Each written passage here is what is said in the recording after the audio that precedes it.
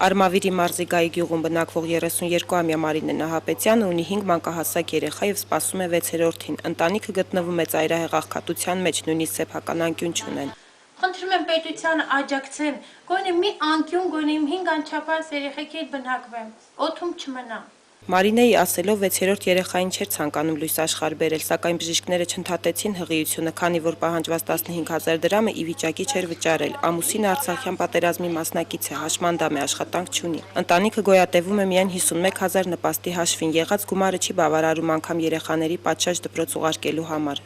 Մեկը հաճախում է գիշերօթի, երկուսը Ռուսաստանում ծնողներից մոտ, որ չեմ կարող գոյությունս պաշտպանեմ, հանում դրա խաթր ղրգել եմ։ Բազմազավակ մոր խոսքերով իրեն առաջարկել են վաճառել փոքր տղային մյուսների գոյությունը պահպանելու համար։ Արտասահմանից էին եկել, ասի չէ, սոված կմեռնեմ, չեմ ծախի։ Մարինեն պատրաստ է ամենածանր եւ դժվար աշխատանքի, միայն թե հոգա երեխաների օրվա հացը։ Ուրախ է լինում, երբ համագյուղացիները թեկուզ չնչին գումարի դիմաց աշխատանք են առաջարկում։ Նույնիսկ զուգարանել եմ մաքրի, անկեղծ եմ ասում, հանում 5,000-ի խաթր։ Ամեն քնելուց գոնե լույսը բացված եմ, այսօր էլ ապրամ, այսօր էլ կշտացամ,